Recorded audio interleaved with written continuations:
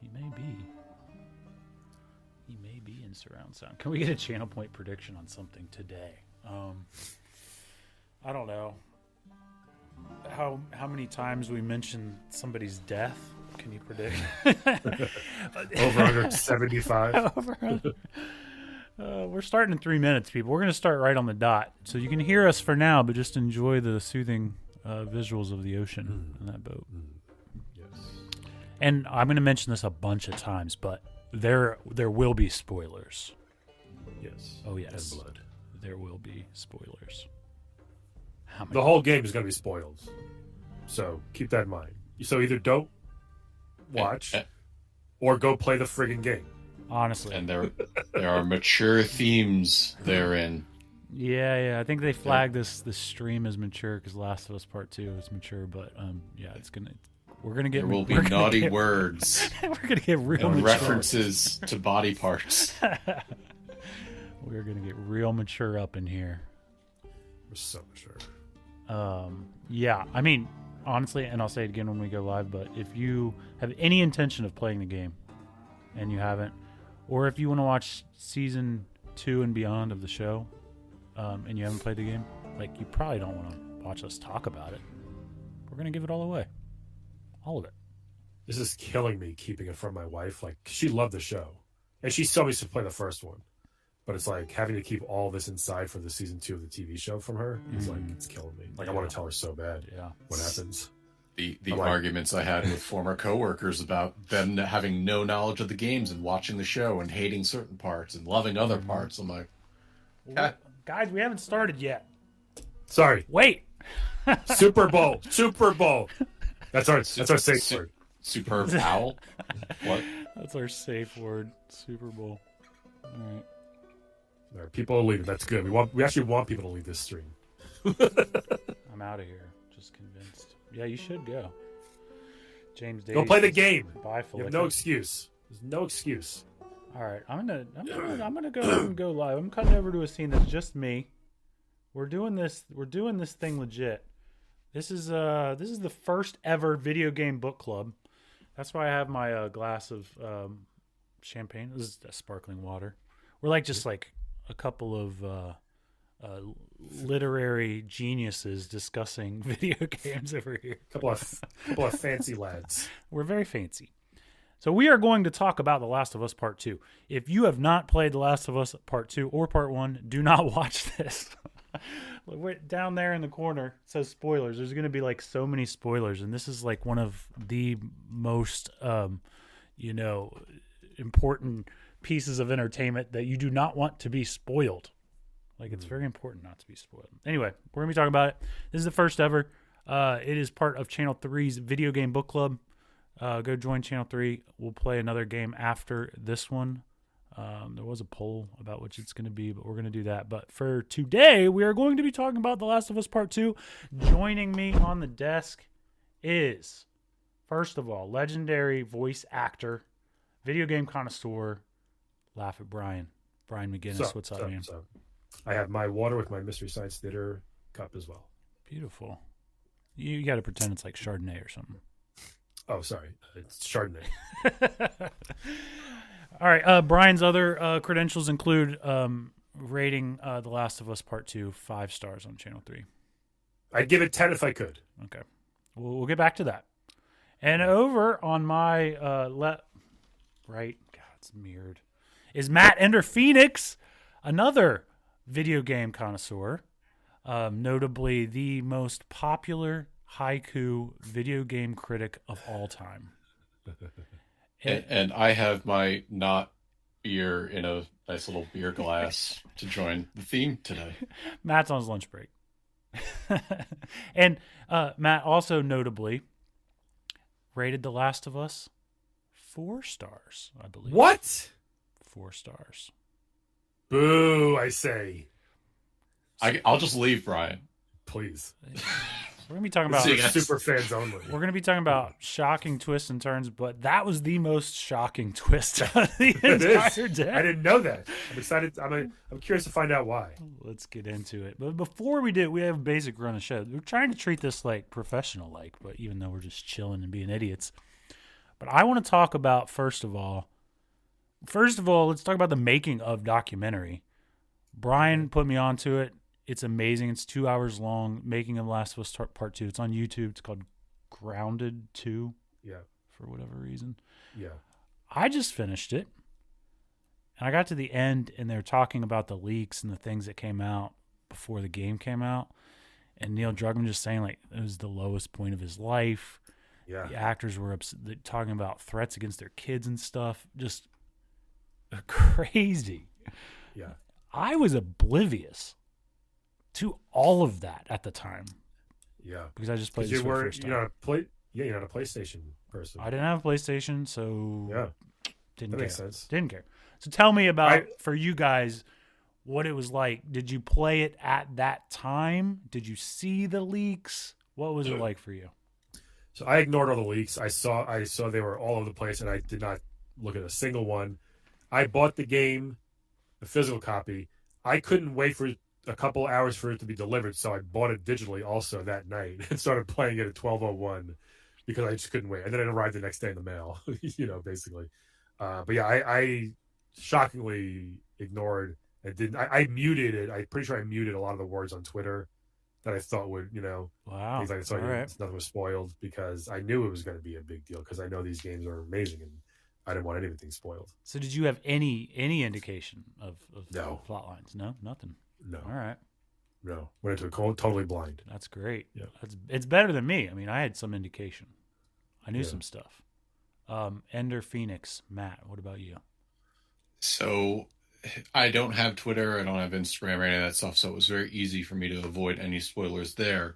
The most I do is cruise Reddit all day. And at the time I bought the game, pretty sure I picked it up from GameStop or something like that. And any thread on Reddit that I saw any inclination or tag or anything, I just ignored. I was like, that doesn't exist for me. And I refused to go into it. I think at the time, I even avoided going to the main games discussion subreddit just to avoid going into other threads and potentially somebody throwing something there. And I'll say the marketing, the trailers, everything led me down my one thought path. And then the game said, hey, here's how everything actually happens. Amazing. Yeah, they talk about it in the documentary. They purposely kind of misled. Yeah. Which is cool. I really like that. I wish for that reason I had been playing it at the time, but man, watching that documentary about all the hate, I'm like, good Lord. Good Lord. Ridiculous. I was running the Dad Gaming at the time with Ruben and moderating and stuff, and the moderation necessary for Last of Us Part 2 stuff was out of control. I mean, I knew that much. But it wasn't necessarily like spoiled in terms of plot points. It was just like homophobic people and whatnot. Yeah. Yeah, there was a lot of commentary on the game, and I tried to push a lot of that aside to just experience the game in its own environment, as opposed to being influenced by what other people felt or thought and the emotional reaction other people were having to choices they made in the game. Yeah. And shades of Metal Gear Solid 2 were being thrown around, and I was like, okay, whatever. I enjoyed that, but I got something else. And as I mentioned earlier, I got a call. Be right back. Okay. He's gone. Twist.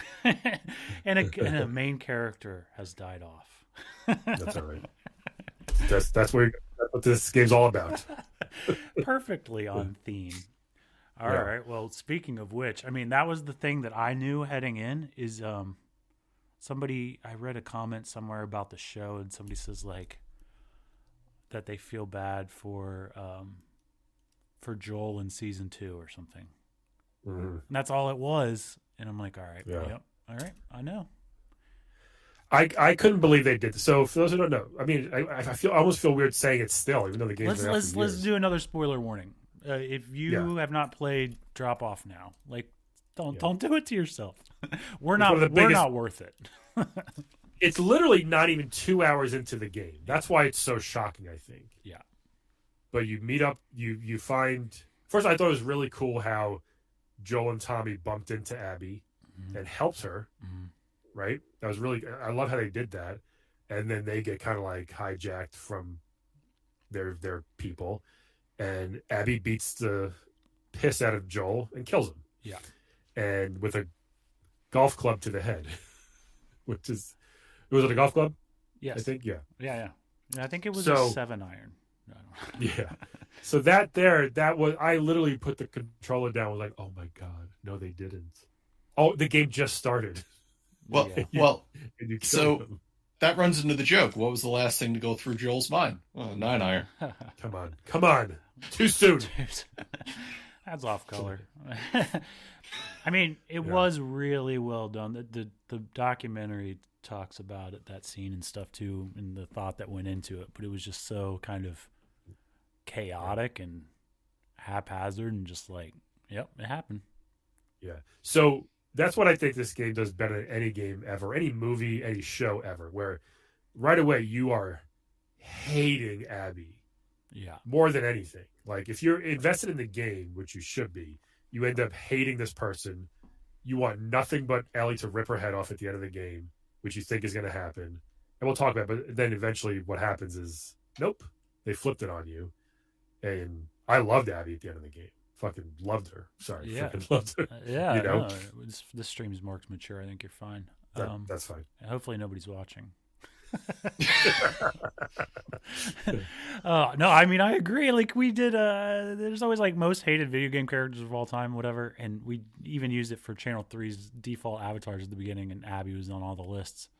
Yeah. Totally disagree. Totally. If you play the game, you know that's not even close to true because they did. And we can bounce all over, obviously. No, but when no, they yeah. show Go ahead. her, Let's go into this. Yeah. when you first take control over Abby, which is another thing I thought was incredible how they did, how you took over control of Abby and lived her life. I thought that was so cool and well done and different. So you're walking through their compound and you realize how put together they have their stuff. They have crops, they have school, they have kids running around, all that. They have livestock, and you realize, wow, this is actually way different than how the other people are living. Joel and Ellie and all them, it seems like, right? Mhm. And then soon after that, you're like, oh, maybe Abby's not actually a bad person, and you find out why she did what she did twice, really. One, because of the whole Ellie thing, and Joel didn't allow Ellie to save the world, essentially, but also because you find out also that the doctor was her friggin' dad Yeah. that Joel killed. Her.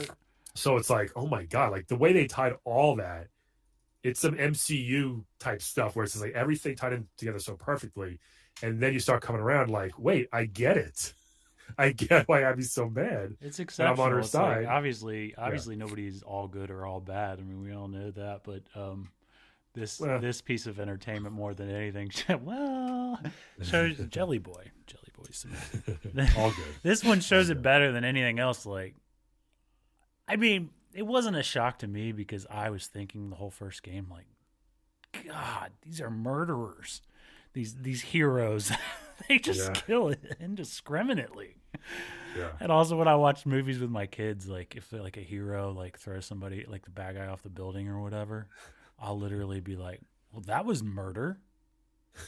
They'll like hit somebody. I'm like, well, that was assault.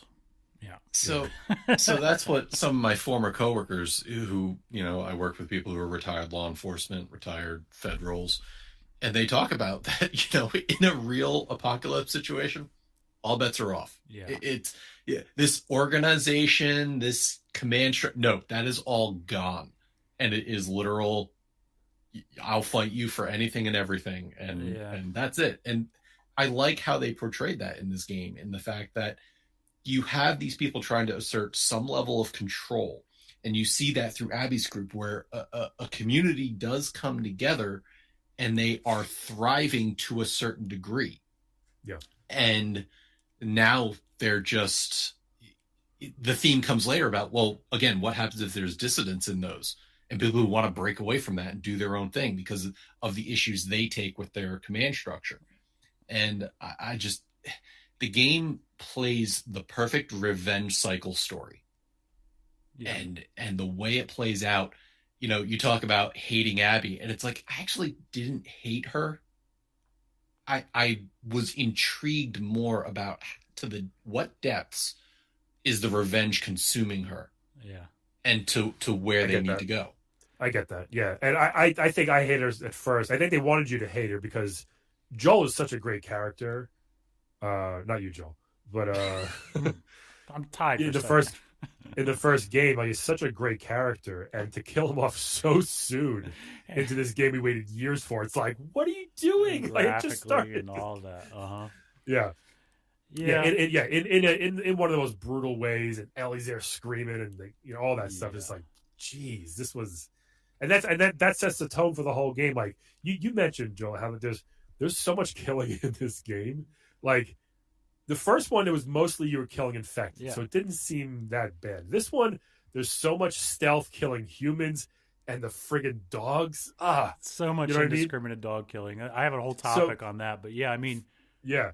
So it's like you felt like how just brutal this world is, and it's just like you start feeling bad. Like you have to take breaks in this game. You can't just play it for hours. You got to take breaks and like I got to mentally get back to like a happy place before I start playing this game. So again, that the brutal violence can have the impact that it deserves. You can't get desensitized, or then it's just boring. Yeah. No, I totally agree. It's true. There's the themes of revenge for sure and brutality, but it's like us versus them, the factions. Like you said, Matt. It's almost like a nationalization sort of theme, because Abby's crew and Ellie's crew previously would have collaborated fine, and then they formed their own factions. Now they're fighting over resources and stuff. We have that, going on today in various places, but it's just amped up to the extreme. Mm-hmm. So you're killing more. You're killing more people in this one, not clickers as much. I felt like it was way more humans in this one.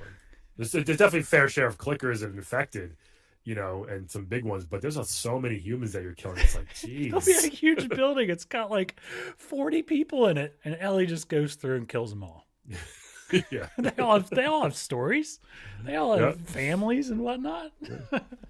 The part for me that was really drove that home, and I wanted to make so many memes about it, because it was like when you are with, I think you're with Lev, and you're going in, and the two factions are fighting against each other, and then you have to go in and kill both of them.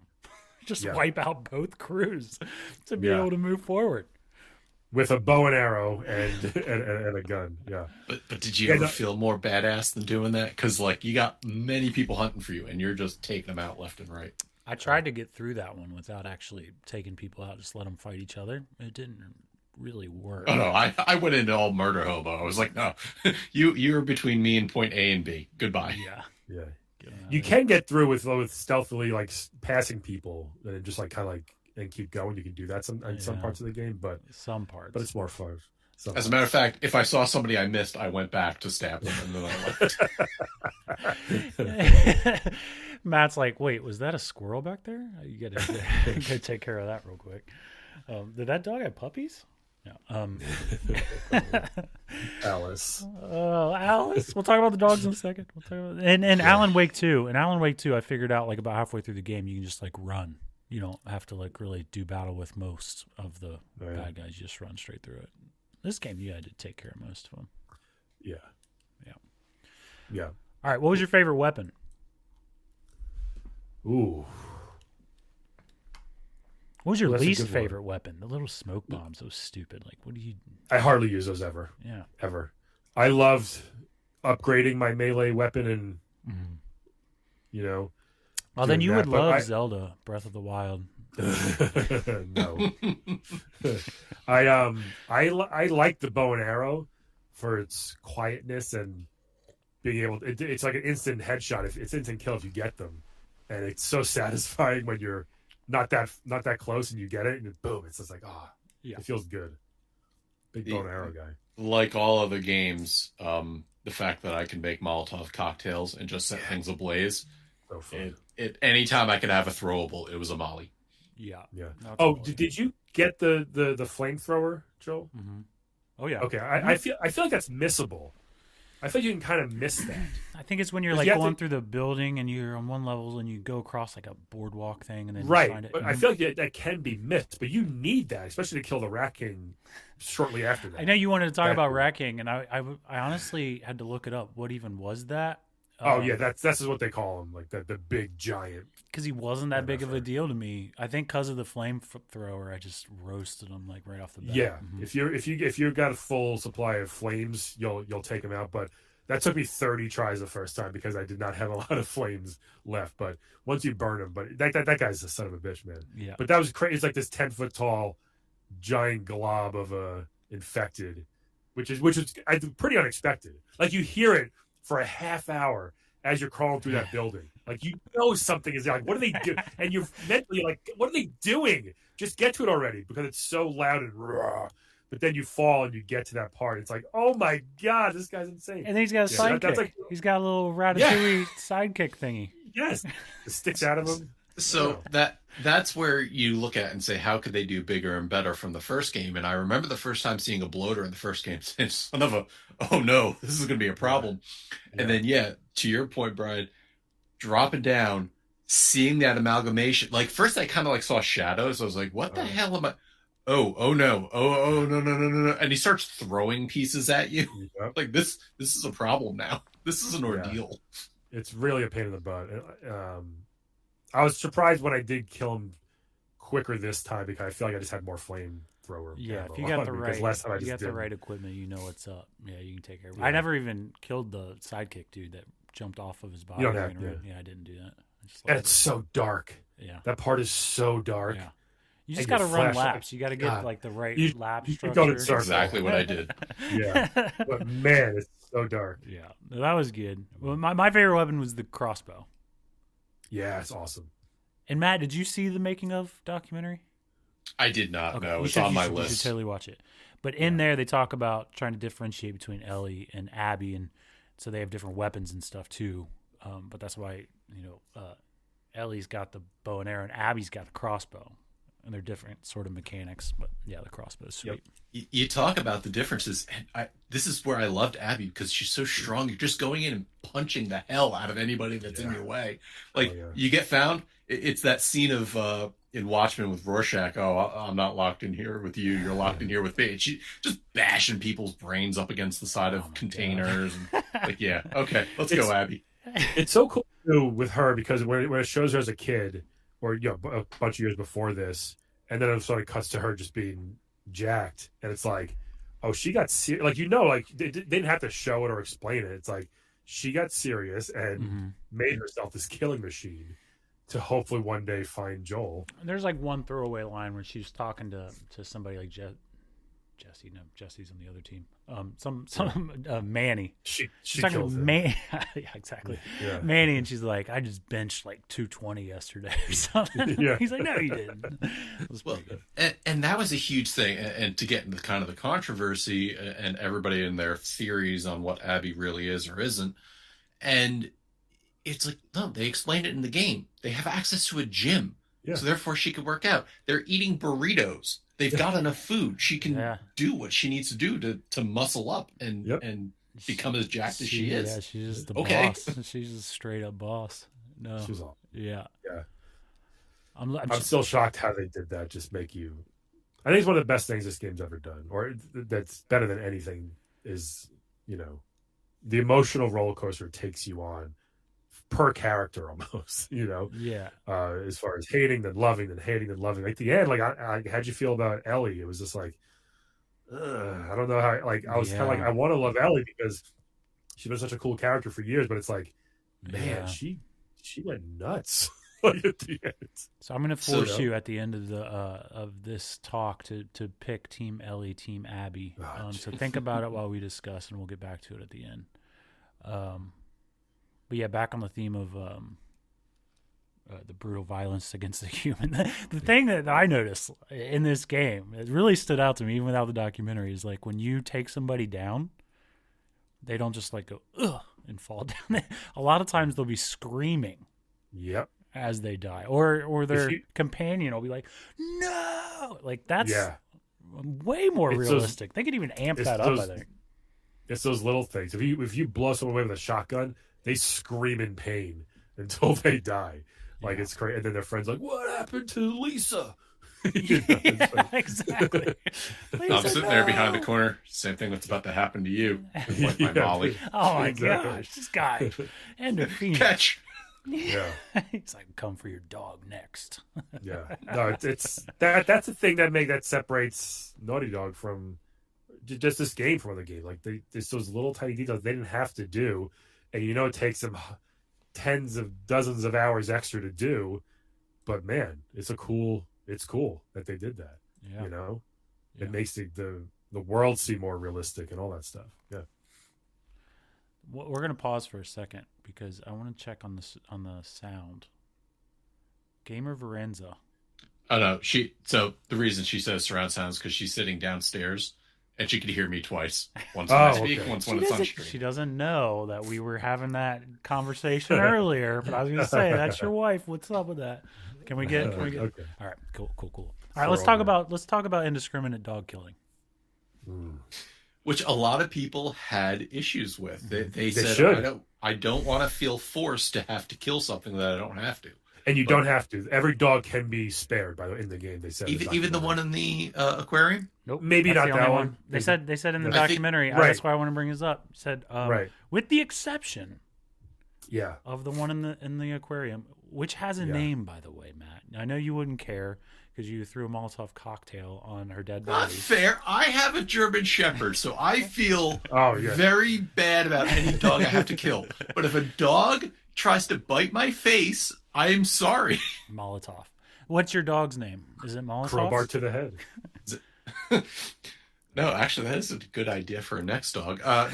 My dog's name is Zelda. Zelda. That's cute. That's good. So the dog that you have to kill is Alice. Yeah. Right? Yeah. The main dog. The protagonist of this story. The entire story. Yes. Yeah, that was rough too. But it's like this because all these sounds are so real, you know, and they do it like you saw in the documentary. They crush glass and they throw blood against the wall and make it the most realist sound ever.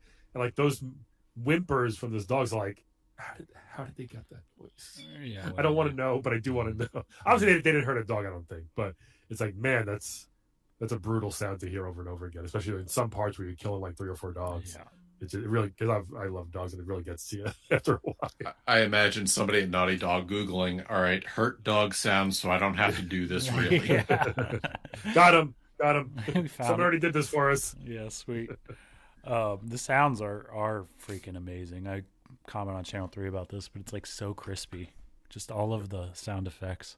But even just watching the documentary, my wife, who is not a gamer and does not like violent content at all, she was just in the other room and she's like, said she had a pit in her stomach just like listening to the documentary, just like the shouts and all of it. It's tough. Well, and now that it's on PS5 and I have the Pulse 3D headset, all of those things are just coming through so crystal clear and nice, and it just even highlights more of what they did with this remaster. Yeah, that's the way to play this with your PS5 headphones. Also, it's great and creepy and spooky, hearing everything surround sound wise. Yeah, Am I gonna have to buy new headphones now? I just have like maybe just a regular headset. I don't know. maybe I don't know. Huh. I have to The play. PS5 has like surround sound and That's cool. 3D sound and all this cool stuff. Yeah. I'll have to play this game again. That's the thing. So I don't play games like this twice ever.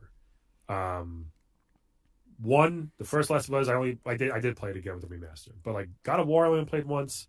Big games, I only played once because I don't think I'm gonna get that feeling ever again Yeah. of what I had, right?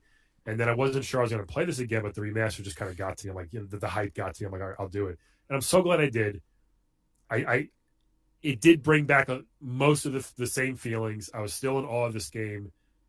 I was still shocked over some of the things that happened. I guess long enough time passed that I didn't remember everything, but it was like, I'm so glad I did it again because there's only one time you can get that feeling of Joel or the fight at the end. And it's just like, but I still felt like it's so well done that I still got pretty much the same feeling as I did the first time playing it. And I think that's super rare, especially for me. Yeah, that's great. And the first time you played it was in 2020. when it came out. Yeah, so it was 4 years ago. a few months into COVID. Yeah, Dude, in the documentary, they're like, "We're gonna launch this thing. It's February 21st, 2020, and it's called Outbreak Day." And I'm like, "Oh my god, it's terrible!" Like, yeah, they didn't even know. It's the same thing that the Division 2 came out with. Like, it came out in the heat of a pandemic, and we're like, is this the right decision? But yeah, it's. I think it gave us all time to sit down. Those of us who played at the time, to really get impacted by the things going on in the story. Makes it more impactful, I'm sure. Yeah, it did. Yeah. Hey Matt, why are you talking about that game? Just gotta bring. That's one of my co-hosts from the Loop Bros, Thomas. What's up, Thomas? Make yourself at home. I hope that you've played this game before. I'll just interrupt again because we're about at the halfway point and say spoilers. There's gonna be spoilers. All right, let's talk about underrated scenes. Underrated scenes. Underrated. Go. Yeah. Underrated, underdiscussed. Like this game's massive. Like there's so much narrative to it. And it's not all brutal. Right. I think going back, the flashback scenes don't get talked about enough. I thought they were so cool how they did it, because you do the same thing. First, you did it with Abby twice, right? Wasn't it like twice? Like you kind of like one was like a dream. Well, you got the hospital dream sequence, right? And that then one. You played one, and then you did it again, and it's just like that's so cool how they did that. I thought. I think you do the hospital scene like 4 times. Like eventually, you just, one was like exactly where the door is, and like man, it's well done. And they're really hammering that home, like how crazy that scene really is. Like, don't forget, this is what happened. This is what made Abby Abby. You know. I think it's really cool. Obviously, the space shuttle, scene was really awesome with Joel and Ellie, and there are super loving moments too in the game. You know, so I like the space shuttle theme, except it hits a little too close in similarity to the arcade game scene from the Left Behind DLC. Sure. It's like, I love it, but they're doing kind of that same thing again. I'm like, I kind of wish they found something else to do. Still, awesome scene, but very similar to what they did before. And I really thought that with this game, they were trying to make something new and separate themselves. Well, don't forget, before the space shuttle, you get to climb on top of a dinosaur and dive into the water. Like that was right before that. Was cool. Yeah. The water mechanics and visuals are really, really great. I took so many screenshots when you're like on the water in the storm going out to the aquarium. Oh, it's crazy. I think for me, underrated is the sheer scale of the scene as you walk into Seattle or gallop into Seattle on day one, where you're going in the horse. It's Ellie and Dina, and you just see the city. Mm-hmm. And it's like that kind of sets the tone of you're on a hunt and you've got this concrete jungle to go through, and you know what's out there, and that kind of, to me, set the pace, at least for the part where you're playing as Ellie. Yeah, for sure. Yep. All right, so there's so much, like, even just that, like, sometimes there are just like 10-15 minute scenes of just kind of walking to where you got to go next, and they're talking the whole time. There's dialogue. You could get off of your horse and go in this building and, scavenge for resources. And it's like, there's so much just talking, and like, it's never quiet. Like, there's never just nothing going on, which is so impressive, I think. Yeah, because it takes away from the blatant exposition of like, oh, hey, you remember when such and such happened? Like, nobody talks like that. The way they talk is very natural, and it kind of like gets to it. In a very natural way. What about the scene when you go scouting with Tommy, and you get to snipe the infected from really far away? Very fun. Like, it's fun, but then he's also like, "There you go, keep killing." It's like, yeah, good times. But then you don't really have a sniper rifle again, do you? You can upgrade your weapons to have have Oh, snipers. okay. You can upgrade the crossbow to be like 4x. Oh, I didn't know that. Okay, I didn't get enough resources, I guess. Yeah, you got to But yeah, scavenge a lot. Yeah, all my resources went to my Molotov and my flamethrower. I mean, what are you guys spending it on? Guns? I was buying dog food for the dogs. It was just... In my game, I didn't need that. And the thing about the dog thing is like right at the beginning of the game when you're in the town and you see a dog and you go up and pet the dog. You can pet the dog. Yeah. Like, oh, that's cute. Next thing you know, you're Making you fall in love and then killing them. forcing your hand. Yeah. Yeah. Someone in the chat said how do they get from Boston to Seattle just by horse? Yeah, I get it. That's hard. It's not that realistic, I guess. Video games. Just travel across the country, but just put that aside and don't worry about it. Maybe they found a working automobile with a horse carrier on the back. I don't know. Exactly. We don't Just skip that. You gotta decide on your own. Yeah. We don't know. No need to show that, right? I had a question here about what predictions did you make as you were playing it, and I wanted to bring up the one I mentioned to you, Brian, because when Jesse shows up at the theater, he's acting kind of weird, and then he's like, well, let's just go finish this. Let's go, and we're gonna go find Abby. I'll tell Dina, or whatever. I'm like, I thought Ellie was gonna get killed. Yeah. Like I really did. I thought Jesse was just gonna take her out and shoot her like immediately and go back to his, pregnant ex-girlfriend. Yeah. There's a couple of times where you think that, like, someone's gonna turn on somebody, or is Tommy gonna turn? Did they get to him, or something like that? There's a few times. Were there any of those predictions that you felt when you were playing? If you can remember. I'm trying to think. I don't know. I think I'm very bad at. My wife will watch a movie or a show and she'll be like, "Oh, this is going to happen," and I get so mad, and she predicts it, and it's super annoying. I don't do that when I watch shows or movies or games. I just play with no brain. So I wasn't thinking. Everything that happened shocked me.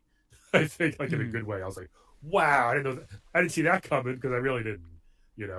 So I think the way I play, I'm able to just kind of shut off my brain when I play, so I don't spoil it for myself, I guess, even. That's good. But yeah, I don't know if I was like I don't want it to be spoiled, so I try so hard not to even think about it. Yeah.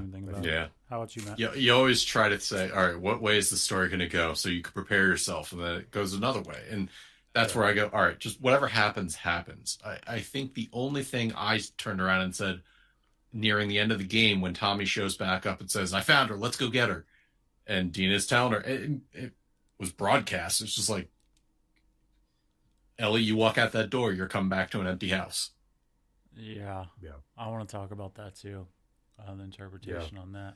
But no, I did try to predict Abby's motivation, and I was thinking, I was playing back the first one in my head, and I was thinking it was just going to be some random henchman or something that Joel killed in the first one. The doctor thing makes it so much better, but I thought it was going to be some rando. And I was waiting for it, so I was kind of right. Yeah. No, it's cool that they did that. And that's maybe something they didn't even know until they started writing Last of Us 2. Oh, well, let's make that Abby's dad. Like, you know what I mean? Like, that could have been something that just came up about that made it tie the whole story together even better, versus just, you didn't let us get the vaccine from Ellie, you idiot. I'm going to kill him. And now you also kill my dad. Yeah. So now it's like double revenge, But also that fed into the entire marketing and everything, as we talked about, where you're leading up to the game, and everybody remembers the very specific trailer where Ellie's playing the guitar, and it's obviously Joel, even though it's not his face, saying, "What are we going to do?" And Ellie turns around and goes, "I'm going to kill them all." Because then that feeds back to your question about predictions. It's like, all right, when's Dina going to die?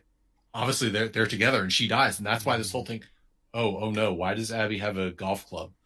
And then it all just spins off from there, and the misdirection led to both, I think, very good emotional reactions, and then unfortunately the whole opposite end of that, where people are now making death threats towards sweet Laura Bailey. Like, are you kidding me? Yeah. Because of the game direction somebody took, people seriously have issues that they need to sort out. A lot of issues. It could have been played more perfectly, I think, because she was such a badass, but she was scared of things. She was, all those things in one. She wasn't just she like had this. her own insecurities. She wasn't this one note killing machine. Like she Yeah. was a real ass person, Mhm. and her character was beyond awesome. I thought, and yeah, People have issues.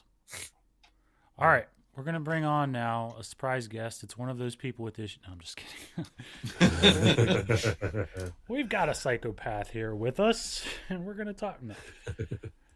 Let's move on and talk about the end of the game. yeah. I have a question that says, at which parts did you think the game was going to end? Matt, it's probably been a while for you, but I thought... There's like 3 different times. Yeah. I thought it was gonna end.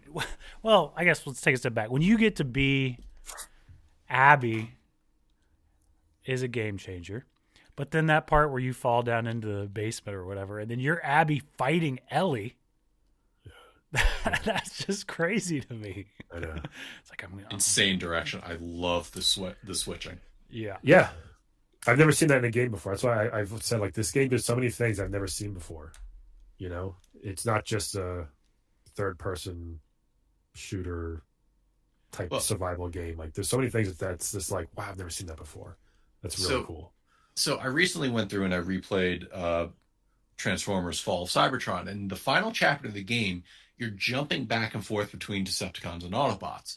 And at the end, it gives you the choice of who you want to play as Megatron or Optimus. And that was a very scripted, very like, okay, it doesn't matter who you're playing at, it's just go through the game. But this one, because you were so emotionally invested in both characters, to have the script flipped on you so quickly in the middle of a fight, not necessarily like, okay, here's the end of this chapter, now you're going to play as this character. It was, you were in the middle of this fight. Now you're playing as the opposite. It's like, well, no, now who do I want to win? Mm-hmm. It really messes with your head on like, who do you really want to come out on top? Yeah.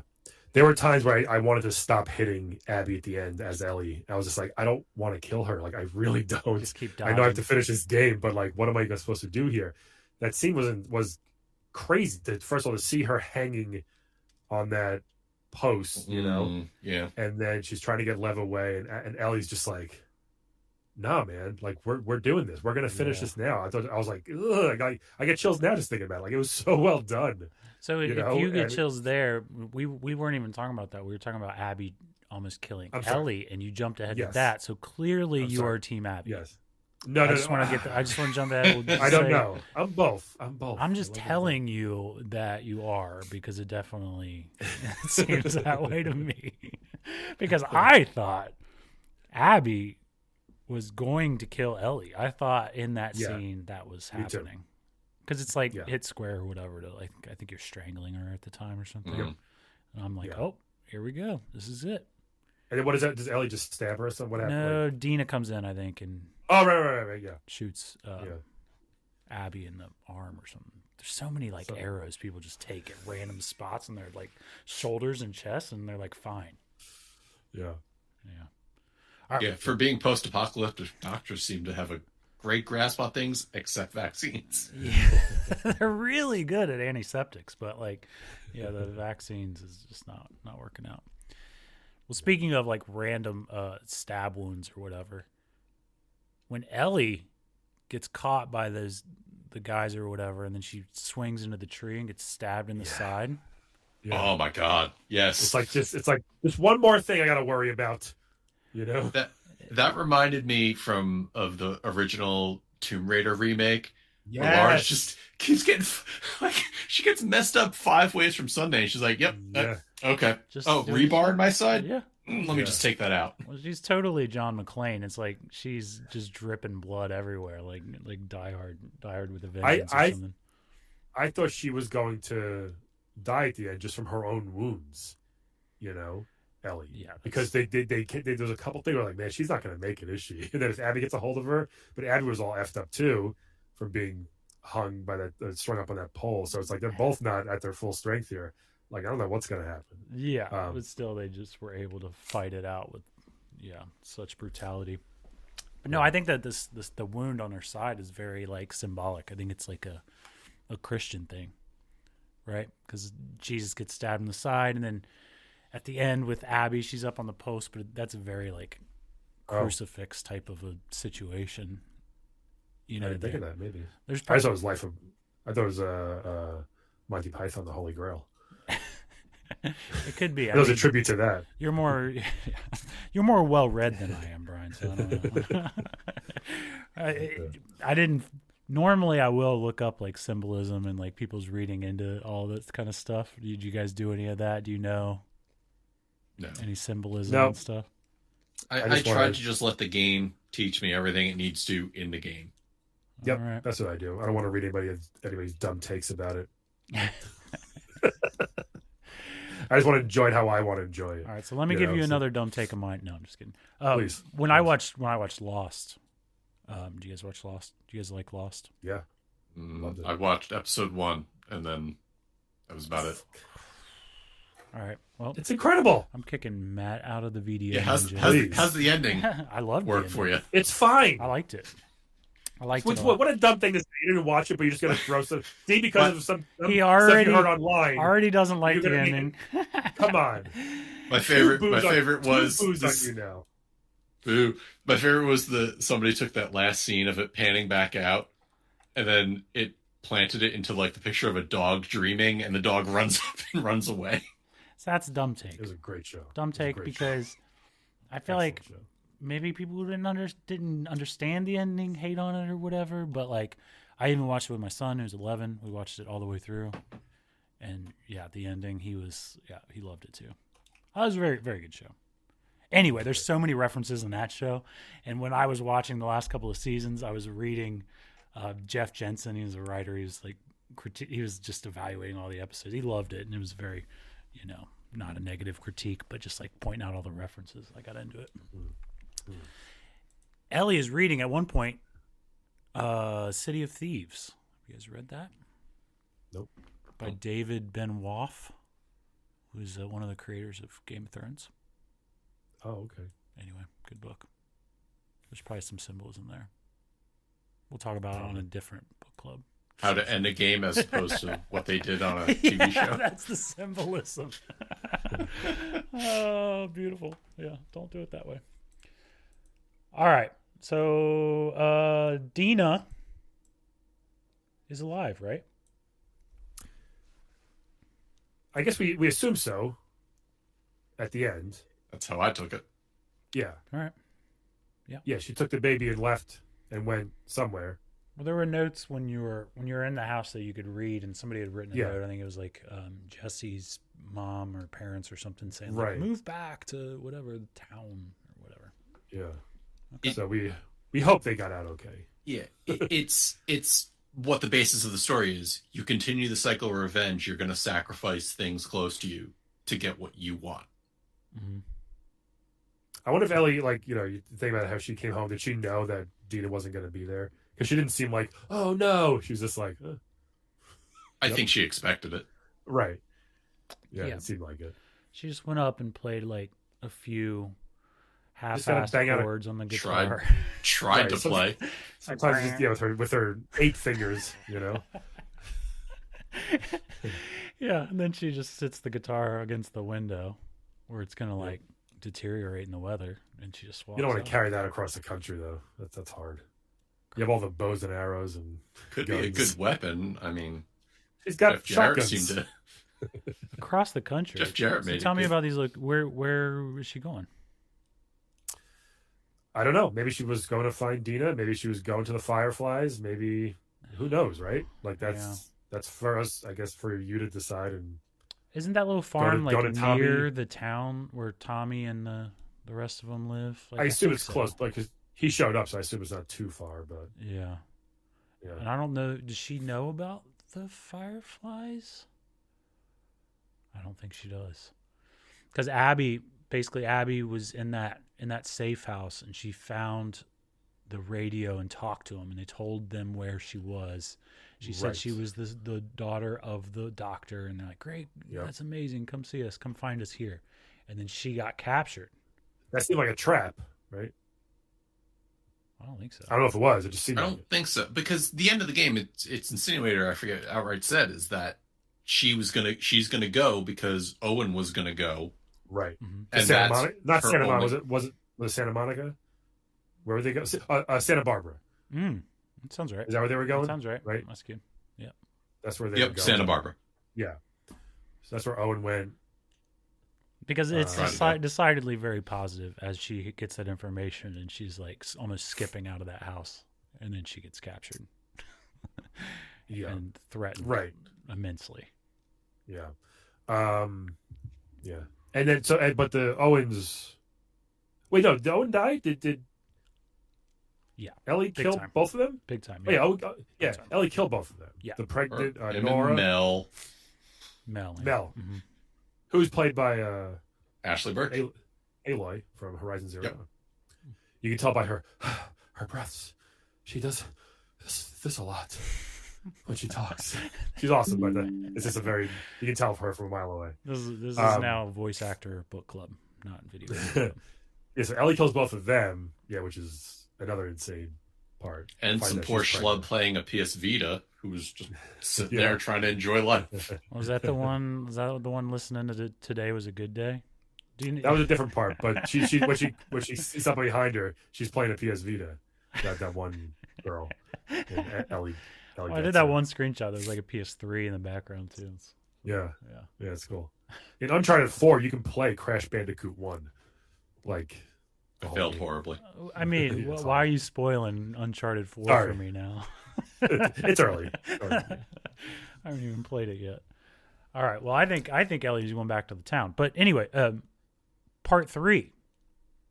Is there a part 3? What's part 3? Druckmann said there's another story to be told if they want to.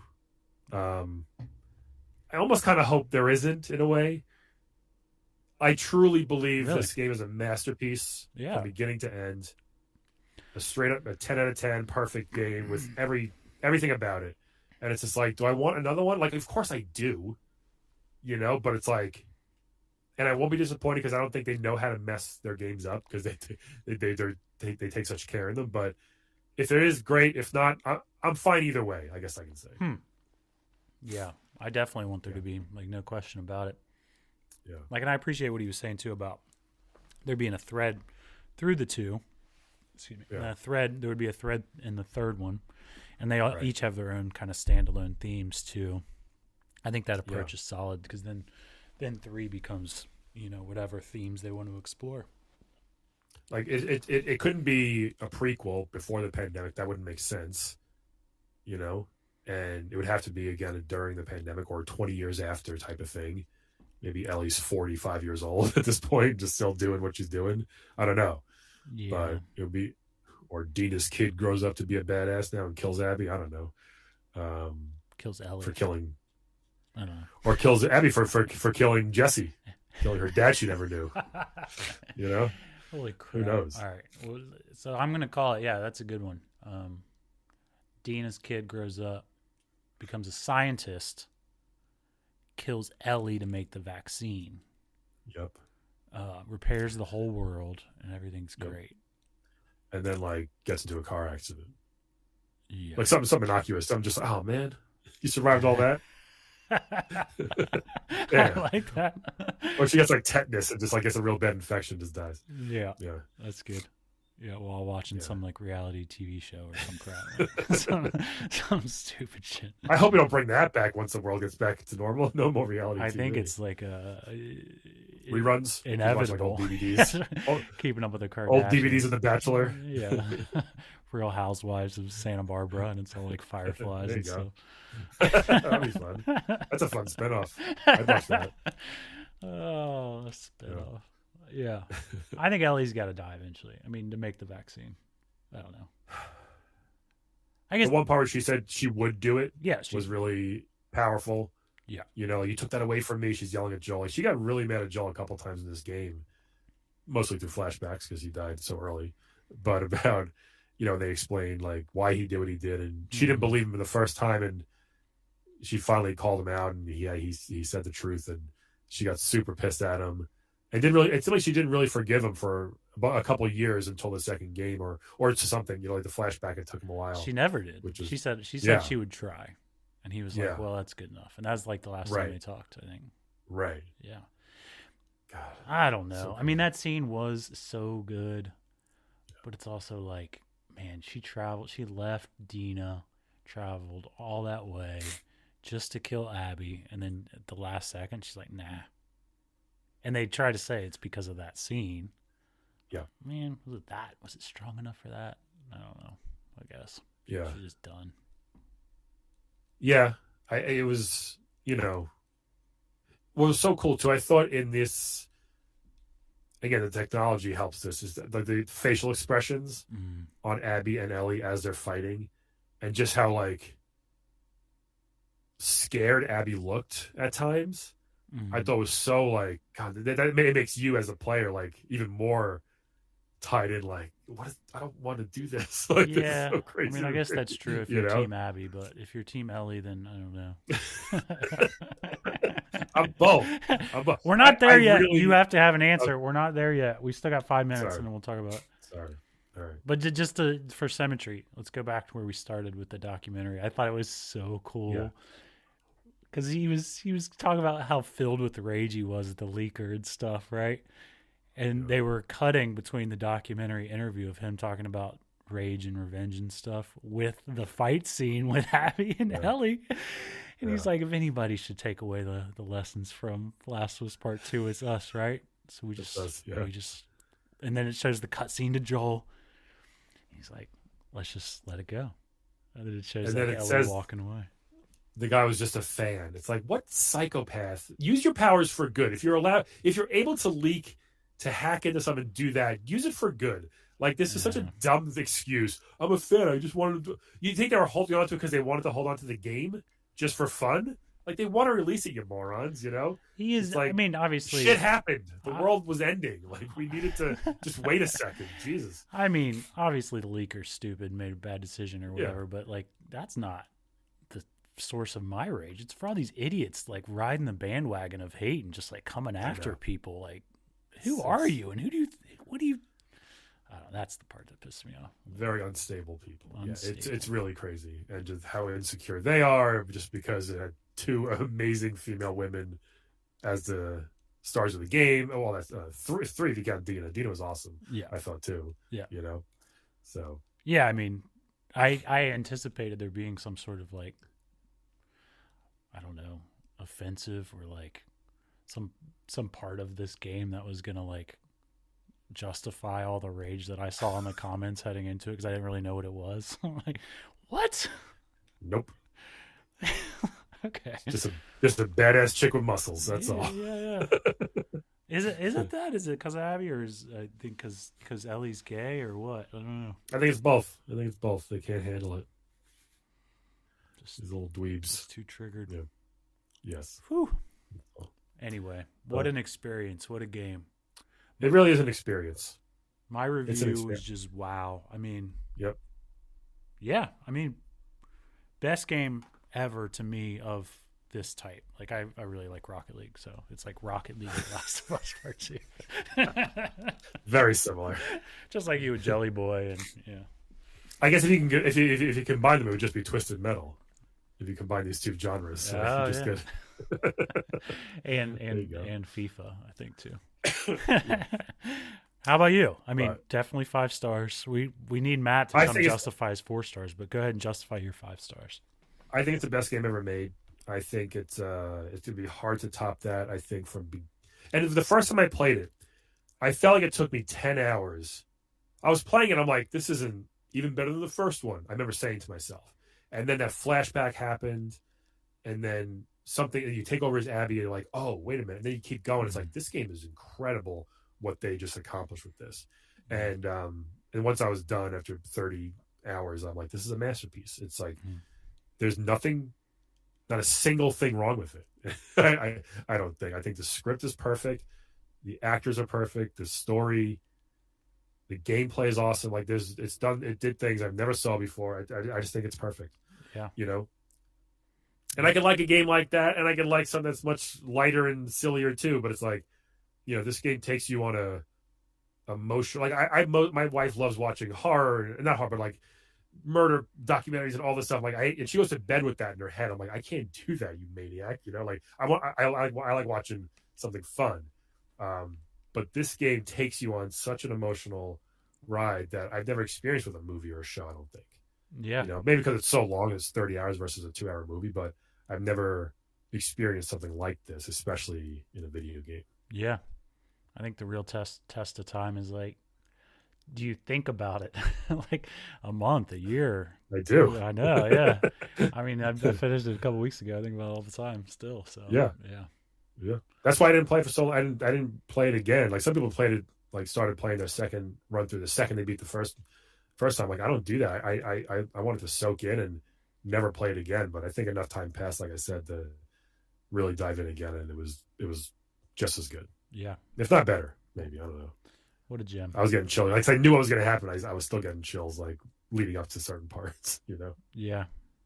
Yeah. What a gem. Yeah. Yep. Well, I'm glad it was made. I'm glad we did this. Great times. We'll pick another game and we'll do it again. Are you team Abby or All team right, Ellie? this is what we're gonna do. You need to have a decisive answer, okay? And then we're gonna count down from like 3, and then we'll both say it at the same time. Oh no! So I'm gonna go 3, 2, 1, and then we go team, and then you say it. So we'll say it all both at the same time. Okay, you got to pick all one. right. Let me- Based on what? Okay, we can get specific. Yeah, because so listen, if I'm in this world, right, who do I want to hang out with? Who do I want to be on my side, right? And I could make a strong case for both. Those are two different things. I mean, let's say you had to.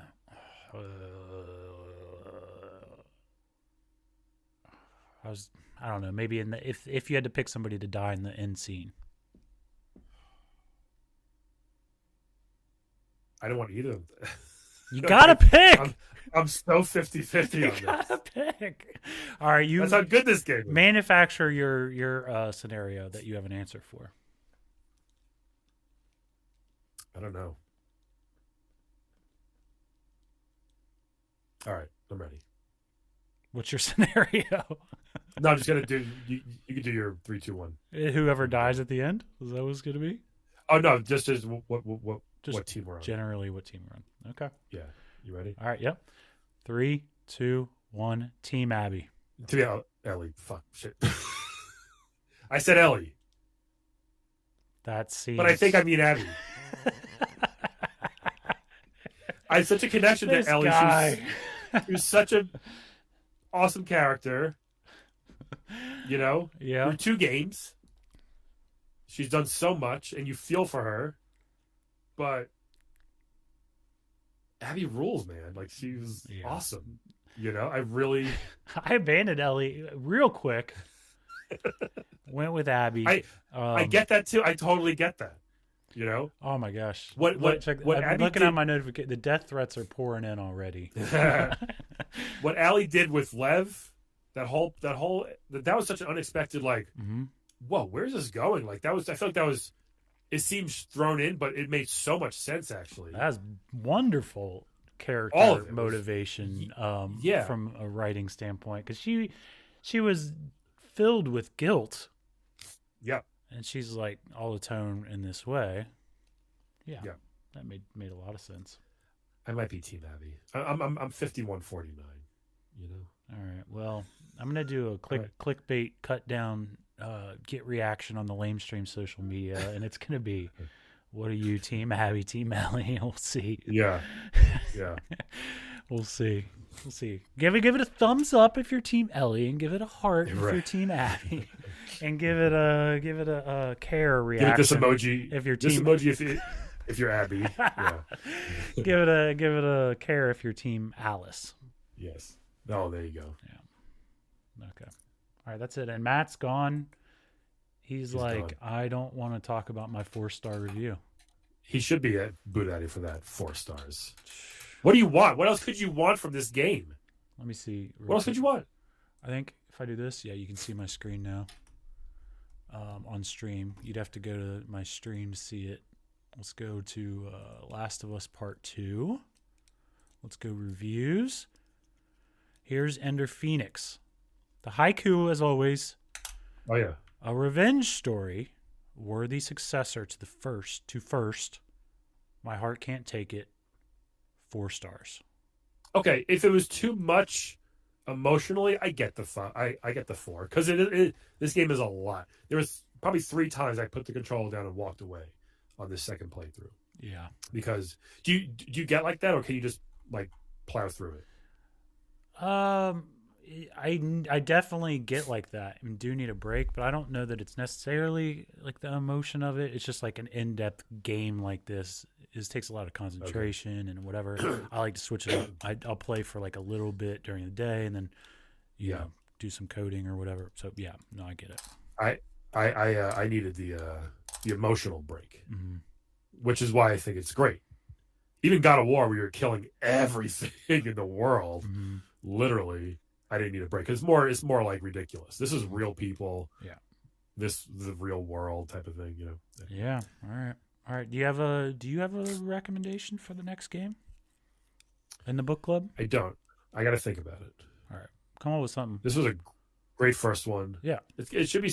It's good if it's a new thing that just came out that everyone's going to get. Exactly. I feel like that's a cool idea, but I don't know what else is. Like Donkey Kong versus Mario. That's not really a. How'd you feel about level 3-4? Was that crazy with the pipes that just You say that, I really loved Super Mario Wonder last year. I love this game, and I'm thinking like, will I think about this game all the time? I will. Will I think about like the singing piranha plants? No, I don't think I will. Right. It was cute for a minute. That's all. It was a snack. It's a nice little snack. Last of Us sticks with you. All right, so we're both Team Abby. That's cool. Team everybody. Team Alice. Yeah. All right, that's it. That wraps up the very first video game book club. Join us on channel3.gg. We'll do another one. Awesome. That's it, Brian. Thanks for joining me. Thank you. Bye, everybody. Cool. See ya.